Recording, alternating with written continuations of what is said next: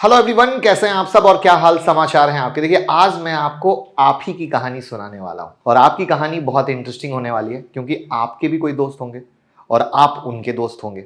तो एक इंसान वो होगा जो सब कुछ कम टाइम में अचीव कर लेता है और एक इंसान वो होगा जो सब कुछ अचीव नहीं कर पाता, जबकि दोनों की सैलरी सेम है।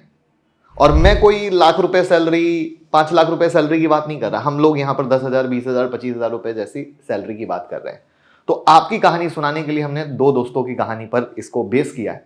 बहुत इंटरेस्टिंग वीडियो होने वाला है जहां पे आपको वो लर्निंग मिलेगी, स्पेशली वो यंगस्टर जो 25-26 साल की उम्र में कमाना शुरू करते हैं लेकिन फाइनेंशियल प्लानिंग नहीं कर पाते और जिंदगी भर फिर रोते रहते हैं, जिसको देसी भाषा में कहें तो गरीबी की तरफ। तो आइए दोनों दोस्तों की कहानी को देखते हैं और फिर आपको एक आई ओपनर सेशन देते हैं। तो दो दोस्तों की कहानी है जिसमें दोनों को एक साथ जॉब लगती है 25 की एज में। दोनों की सैलरी 40,000 रुपये महीने है और दोनों का एक्सपेंस और सेविंग कुछ इस तरीके से है, जहां पर मिस्टर ए और मिस्टर बी 25 साल की उम्र हो गई, सैलरी दोनों को मिल रही है, दोनों की इनकम जो हो गई 40,000 रुपये पर मंथ की हो गई। तो अब दो दोस्त, एज हो गया, सैलरी हो गई, इनकम हो गया, अब ये खर्च कैसे कर रहे हैं। तो सैलरी हाथ में आ गई 40,000 की, तो हमने एक निकालने की कोशिश की कि 7,000 रुपए का रेंट दे रहे हैं, ट्रेवल एक्सपेंस 3,000 रुपए का है, अदर एक्सपेंस 10,000 का है। तो टोटल अगर हम मान लें तो 20,000 रुपए खर्च हो रहे हैं और 20,000 रुपए बच रहे हैं। अब कहोगे ट्रेवल एक्सपेंस क्या लिया है, तो भैया पेट्रोल, बस, कैब जैसी कई सारी चीजें हैं। आप कहोगे अदर एक्सपेंस क्या लिया है, तो देखो मूवी जाते हो, पार्टी करते हो, कपड़े खरीदते हो, घर की कुछ जरूरी चीजें खरीदते हो, इन सब चीजों को हमने अदर एक्सपेंस में लिया क्योंकि खाने पीने की सामान भी तो आएंगे ही आएंगे ना। तो इस तरीके से हमने इसमें टोटल 20,000 किए। अब यहां पर एक चीज बता दूं, ये आप कहोगे कि एक्सपेंस कम लिया है, तो प्लीज जिसकी जैसी सैलरी वो उतना ही खर्च कर सकता है, इसको कभी मत भूलिएगा, ठीक है। अगर किसी की सैलरी 20,000 होगी तो उसको अपना परिवार को 20,000 रुपए में चलाना है, ठीक है। और किसी की सैलरी अगर 1 लाख होगी तो ये एक्सपेंस भी बढ़ जाता है। तो अब हम ये देखते हैं कि 20,000 रुपए जो बच रहे हैं इसको दोनों दोस्त किस तरीके से एक्सपेंस कर रहे हैं।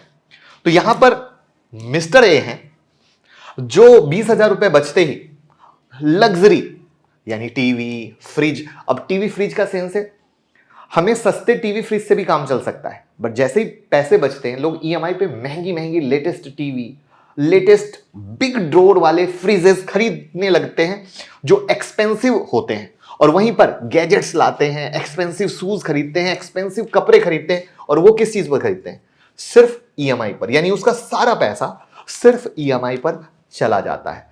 उम्मीद करता हूं आपके दिल में लग रहा होगा कि ये तो मेरी बात हो रही है, लेकिन सच है, क्या करें। अब हम आते हैं मिस्टर बी पर।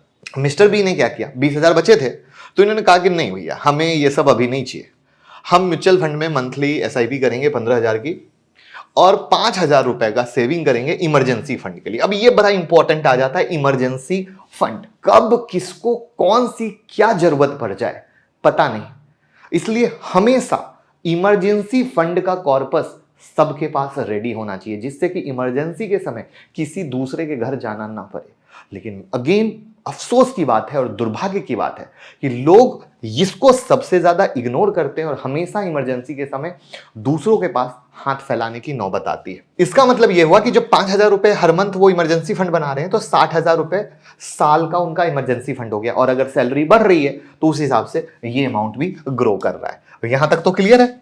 अब इसमें से कोई लोग ए वाले होंगे, कोई बी वाले होंगे, तो प्लीज ईमानदारी से कमेंट में बताएं आप ए वाले हैं या बी वाले हैं। और पहली बार आए हैं तो चैनल को सब्सक्राइब भी कीजिए, बेल आइकॉन भी हिट कीजिए और वीडियो को लाइक कीजिएगा। बहुत बिग लर्निंग होने वाली है। आप कहेंगे कि ये हुई भाई वाली बात, और इस वीडियो को घर घर शेयर करके पहुंचाना है क्योंकि हमारी कोशिश है उस फाइनेंशियल लिटरेसी को देना जो आप समझ पाओ और उसकी वैल्यू ले पाओ। अब आफ्टर 5 ईयर क्या होता है, यानी जब एज 30 साल की हो जाती है और वो शादी के लिए रेडी है, राइट। यही तो होता है, मोटा मोटा कमाना शुरू किया, फिर कमाते थोड़ा सा घर में चीजों को इंफ्रा ले आया, तभी तो, या बैलेंस शीट बना लिया, तभी तो कोई लड़की आएगी। तो अब मिस्टर ए क्या है, बिल पे करने में बिजी है। पैसा ही नहीं है भैया कि हम सेविंग कर पाए, क्योंकि खुद का पैसा ही नहीं है। अब शादी करने के लिए भी लोन, इंडिया में ये सबसे फेमस है। लोन पे शादी, कर्ज पे शादी, राइट। वहीं पर चूंकि मिस्टर बी ने अर्ली इन्वेस्टमेंट स्टार्ट की थी एज 25 से और 30 साल तक, तो वो 13 लाख रुपए के करीब बनाते हैं और 10 लाख रुपए शादी के लिए निकालते हैं और 3 लाख इन्वेस्ट रहने देते हैं। अब आप कहोगे ये कैसे हुआ? चलते हैं एसआईपी कैलकुलेटर पे और प्रूफ दिखाते हैं आपको, क्योंकि प्रूफ के बिना मजा थोड़ी आएगा। और उसके लिए कहीं नहीं जाना है, जो हमारी वेबसाइट है finovings.com, मैंने पहले भी वीडियो में बनाया है और बताया है कि यहां पर कैलकुलेटर का सेक्शन अवेलेबल है, फाइनेंशियल कैलकुलेटर। यहां हमने क्लिक किया और हम लॉन्च एसआईपी कैलकुलेटर पे क्लिक करते हैं, तो एसआईपी कैलकुलेटर पे आ गए। अब इनकी मंथली इन्वेस्टमेंट कितनी थी? तो मंथली इन्वेस्टमेंट थी 15,000 की। अब चूंकि हम 5 साल तक ही पहुंचे हैं, तो 5 साल में कितना पैसा बना है ये हम देखने की कोशिश करते हैं और 15% आराम से बन ही जाता है। तो यहां पर हमने फ्यूचर वैल्यू पर क्रिएट कर दिया, तो आपका कॉर्पस बनता है 13.5 लाख रुपए के लमसम का। प्रूफ आपके सामने है। फिर से चलते हैं हमारे पीपीटी की तरफ। तो उसी 13 लाख में से 10 लाख उन्होंने निकाला और 3 लाख रुपया कहा नहीं तुम इन्वेस्टमेंट में परे रहो, हमको तुमको छेड़ना नहीं है। और शादी भी कॉलर ऊपर करके प्राउडली, अपना पैसा है, राइट। अब दोनों की शादी हो चुकी है, एक ने लोन लेकर शादी की है और एक ने खुद के पैसे से, राइट है। जब ये लोग पेरेंट्स बनते हैं, शादी हुआ, बच्चा होगा, तो उनके बच्चे बड़े हो गए, तब उनकी एजुकेशन के लिए पैसा चाहिए। तो मिस्टर ए बिजी हैं ईएमआई भरने में, सैलरी बढ़ती गई, लेकिन बच्चों की पढ़ाई, हेल्थ एक्सपेंस और बेसिक नीड के चलते कभी वो इन्वेस्ट नहीं कर पाए। यानी सैलरी बढ़ी, ईएमआई भर रहे हैं, जो बाकी पैसे आए उससे छुटपुट की कहानियां संभालते संभालते जिंदगी बीत रही है। वहीं पर मिस्टर बी ने एसआईपी कंटिन्यू रखी और उतना ही अमाउंट 15,000 हर महीना करते रहे। इनके पास रिस्पॉन्सिबिलिटी थी बेसिक नीड की, बच्चों की पढ़ाई की, हेल्थ और भी बहुत सारा। उन सब की भरपाई ये अपने इमरजेंसी फंड और जो सैलरी बढ़ रही थी उसके हिसाब से कर रहे थे।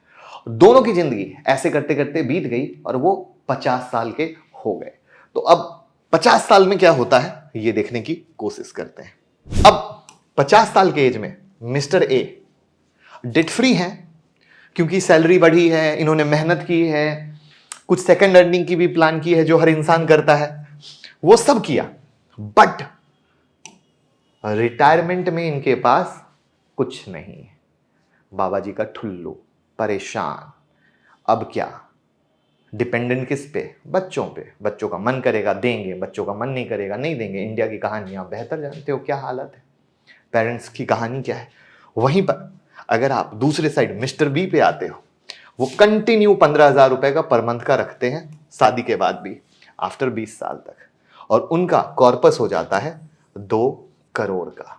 ये पैसा कैसे बना देखने के लिए चलते हैं वापस से हमारी वेबसाइट finovings.com पे, जहां पे आप आईपीओ वगैरह की भी न्यूज सब कुछ देख सकते हो। डिफरेंट डिफरेंट ब्लॉग आते हैं, ठीक है। और अगर म्यूचुअल फंड की भी लर्निंग लेना चाहते हो तो आप यहाँ से म्यूचुअल फंड में भी अप्लाई कर सकते हो लर्निंग के लिए यहाँ से। तो ये कई सारी चीज़ें हैं जहाँ पर एक बार आप वेबसाइट पर हम कहेंगे टाइम बिताइए और आप देखने की कोशिश कीजिए, बहुत कुछ सीखने को आपको मिलेगा। यहाँ पे अब हम क्या कर रहे हैं, वो जो 10 लाख रुपए इन्होंने निकाल लिए थे और 3 लाख रुपए बचे थे, उस 3 लाख को हम भूल जाते हैं और सीधा 30 साल की उम्र से 50 साल तक ये जो इन्वेस्ट करते हैं, या 20 साल, और वो जो उनका रकम था कितना था? 15,000, और टेन्योर कितना था? 20 साल, राइट। और एक्सपेक्टेड रिटर्न क्या था?